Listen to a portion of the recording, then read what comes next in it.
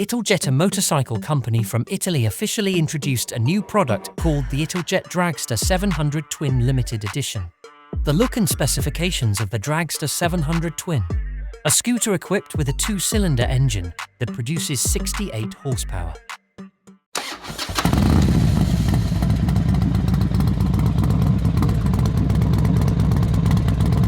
It looks like Italjet is going to market an outrageous scooter.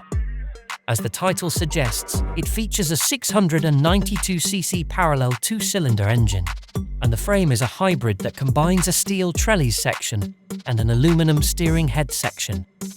The company's specialty, the iims independent steering system, is sealed, and it is equipped with a Marzocchi inverted front fork, Öhlins steering damper, and rear single shock.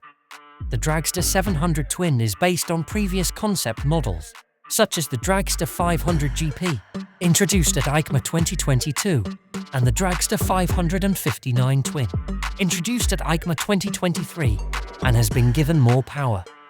The Italjet Dragster 700 Twin has a liquid-cooled 4-stroke parallel 2-cylinder engine, but despite the scooter style, the transmission is a 6-speed manual, and the clutch is a normal wet multi-disc type, mounted directly on the engine frame, and uses a motorcycle-like chain drive. The ignition system is FE made by Delphi. The 15-inch front and rear wheels are equipped with radial tires, and the Brembo brake system uses 270 mm diameter dual discs at the front and 230 mm diameter discs with ABS system. The footrests and operating system, including the left clutch lever, are the same as those of a manual transmission motorcycle. Top-type exhaust with 2 silencers under the seat. The scooter also features multi-stage wings and handles with the same wing-like design.